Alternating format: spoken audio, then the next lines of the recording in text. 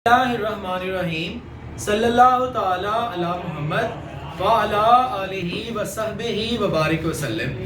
Students, हम लोगों ने अपने लास्ट लेक्चर के अंदर इनकम टैक्स के न्यूमेरिकल का जो पहला पोर्शन है, बल्कि पहला पोर्शन नहीं कहा जाएगा, उसका एक स्मॉल सा पार्ट जो है वो हमने कंप्लीट किया। और वो स्मॉल सा पार्ट क्या था? Income from salary.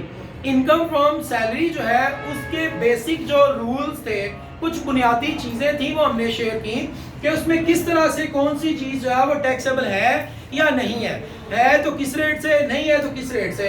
तो आज हम उन तमाम रूल्स की प्रैक्टिस करने जा रहे हैं। ये रूल्स जो हैं ये मुकम्मल नहीं है फिर भी, क्योंकि एक न्यूमेरिकल मुख्तसर सा हो सकता है, तो हमने कुछ रूल्स को लिया है उसकी प्रैक्टिस करने के लिए। मजीद प्रैक्टिस की वीडियोस ऐड करेंगे तो उसमें आपकी ये चीजें क्लियर हो जाएंगी। तो आप जो है वो इसको देखने से पहले प्रीवियस तमाम रूल्स की वीडियोस को अच्छे से देख लें, ताकि आपके लिए ये आज का जो काम है वो इजी हो सके और आप खुद को जज कर सकें कि मुझे जो है वो कितनी अच्छी अंडरस्टैंडिंग हो चुकी है इस न्यूमेरिकल के साथ। तो हमने जब भी क्वेश्चन को स्टार्ट करना है तो हमेशा क्वेश्चन को स्टार्ट करना होता है कहाँ से जी? हमने करना होता है अपने फॉर्मेट से। और हमारा फॉर्मेट जो है उसके अंदर आता है सबसे पहले नेम, उसके बाद tax year ended, residential status, और उसके बाद हमारे पास computation of taxable income and tax payable. तो वो आपने ऊपर तमाम चीजें लिख देनी है और उसके बाद आपने क्वेश्चन स्टार्ट करना है। तो हम क्वेश्चन को स्टार्ट करते हैं। हमारे पास उसने सबसे पहले बेसिक सैलरी दी है, सो हम यहाँ पर लिखेंगे इनकम फ्रॉम सैलरी। ये हमारे पास क्वेश्चन यहाँ से हमेशा स्टार्ट होता है, इनकम फ्रॉम सैलरी। हमारे न्यूमेरिकल के अंदर भैया उसने मुख्तलिफ चीजें दी होती हैं। उसने जो है वो हमें इनकम फ्रॉम सैलरी भी दी होती है, इनकम फ्रॉम प्रॉपर्टी भी दी होती है, इनकम फ्रॉम बिजनेस भी दिया होता है, बहुत सारी इनकम्स को दिया होता है। लेकिन जब हमने हेडिंग दे लेनी ना इनकम फ्रॉम सैलरी, तो फिर हमने उसके नीचे यहाँ से सिर्फ सैलरी वाली चीजें उठानी है, क्योंकि जो आपका फुल फ्लैश क्वेश्चन होगा उसमें तो और बड़ी सारी चीजें होंगी, तो हमने सिर्फ इनकम फ्रॉम सैलरी वाली लेनी होगी। इसलिए ये ज़हन के अंदर रखना जरूरी होगा कि इसमें से कौन कौन सी चीज इनकम फ्रॉम सैलरी में आती है। तो उसके लिए डे 1 से आपने तमाम चीजों को रिपीट करना है और ज़हन में रखना है। तो इनकम फ्रॉम सैलरी में सबसे पहले हमारे पास है बेसिक सैलरी, और क्वेश्चन में उसने लिखा हुआ है पर मंथ 50,000 रुपीज। कुछ चीजें हो सकते हैं आपको लाइट की रिफ्लेक्शन की वजह से जो है वो सही से नजर ना आए, तो आप जरा अल्फाज को भी साथ में तवज्जो से सुन लीजिएगा। तो हमारे पास सबसे पहले है बेसिक सैलरी।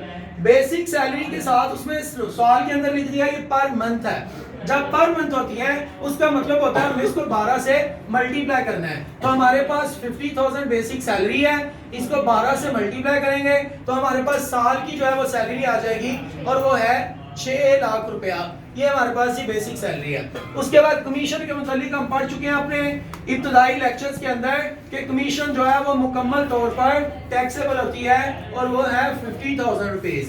फिर उसके बाद मजीद बात आगे बढ़ाएं तो हमारे पास है हाउस रेंट अलाउंस।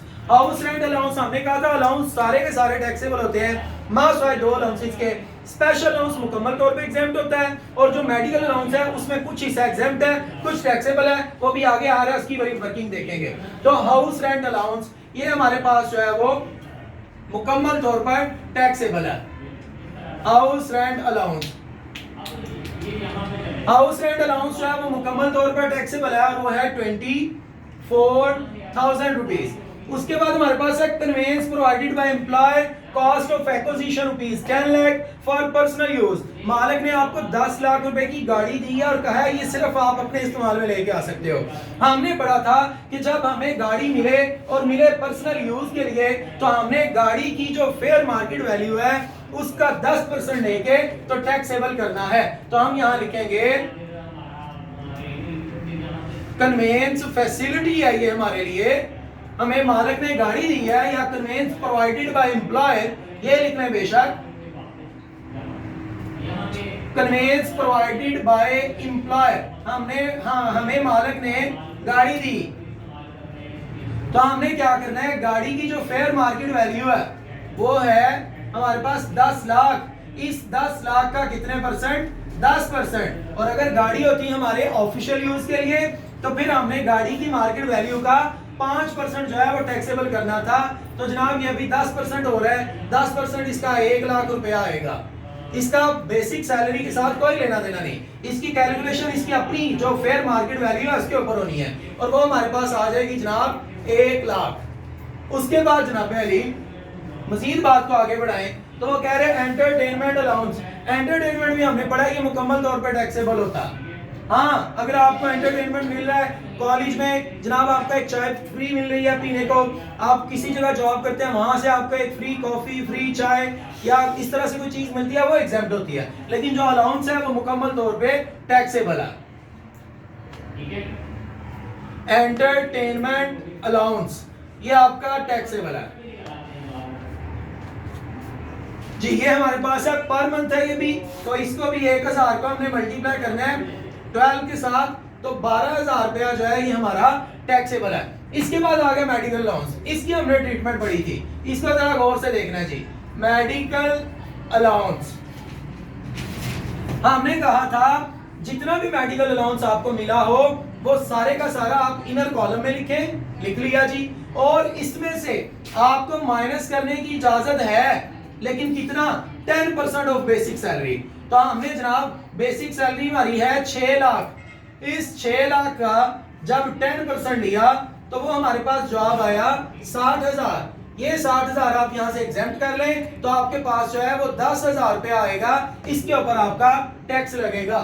नेक्स्ट है salary of servant paid by employer. हमने लास्ट लेक्चर में ये देखा था कि कुछ पॉइंट्स ऐसे हैं जो मुकम्मल तौर पे हमारे टैक्सेबल है और कुछ ऐसे हैं जो मुकम्मल तौर पर एग्जेम्प्ट हैं। तो हमने ये जो पॉइंट है, हमारा कोई भी सर्वेंट, वो गार्डनर है, वो हमारा स्वीपर है, वो हमारा जनाब सिक्योरिटी गार्ड है, वो हाउसमेट है, हमारा कोई भी सर्वेंट जो है उसकी सैलरी अगर हमारा मालिक दे रहा है तो वो हमारी बचत का हिस्सा बन रहा है। इसका मतलब हमें सैलरी नहीं देनी पड़ रही, वो हमारी इनकम का बायस बन रहा है, तो उसके ऊपर गवर्नमेंट हमसे टैक्स लेती है। लिहाजा ये अमाउंट भी हमारी फुली टैक्सेबल है।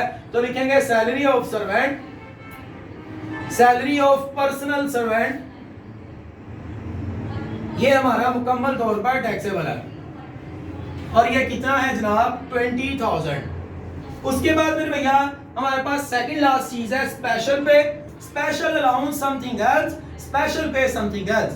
तो स्पेशल अलाउंस टैक्सेबल नहीं होता, स्पेशल पे टैक्सेबल होती है। स्पेशल पे वो कितनी है जनाब? 12,000। ये हमारे पास फुली टैक्सेबल है। और लास्ट हमारे पास है reward for passing departmental examination. हमें कोई हमारे डिपार्टमेंट में जॉब करते हुए कोई असाइनमेंट मिली, कोई एग्जाम दिया हमने अपने आप को इम्प्रूव करने के लिए, और बदले में हमें जो है वो उसका इनाम मिला, तो वो 10,000 जो आपको इनाम मिल रहा है ये भी आपका टैक्सेबल है। ये आपका award for passing departmental examination, reward for passing departmental examination. तो ये जनाब यारी आपका टैक्सेबल है। अब आप इन तमाम चीजों को जो है वो जब टोटल करेंगे तो जो आपके पास जवाब आएगा उसको हम कहेंगे टैक्सेबल इनकम। टैक्सेबल इनकम, इसके ऊपर टैक्स हमने लगाना है। कितना लगाना है वो भी हम नहीं पढ़ रहे, क्योंकि अभी तो हमारा इनकम फ्रॉम सैलरी कंप्लीट हुआ है। इनकम फ्रॉम सैलरी के बाद अभी हमारा इनकम फ्रॉम प्रॉपर्टी है, इनकम फ्रॉम बिजनेस है, इनकम फ्रॉम हमारे पास कैपिटल गेन है, इनकम फ्रॉम अदर सोर्सेज है। ये मुकम्मल करके तो फिर हम अपने टैक्स की तरफ जाएंगे। अभी फिलहाल हमने इनकम फ्रॉम कैपिटल को किस तरह से, सॉरी इनकम फ्रॉम सैलरी को किस तरह से काउंट किया है वो आपके सामने है। होप सो कि आपको कुछ अंडरस्टैंडिंग जो है डेवलप हुई होगी। न्यूमेरिकल करने के लिए आपको रूल्स का याद होना और आपका हर वक्त उसको रिवाइज करना, रिफ्रेश रखना बड़ा जरूरी है। हम इंशाल्लाह फर्दर जो है इन क्वेश्चंस की प्रैक्टिस करेंगे। तब तक आफ्ताब अंसारी ऑफिशियल देखते रहिए।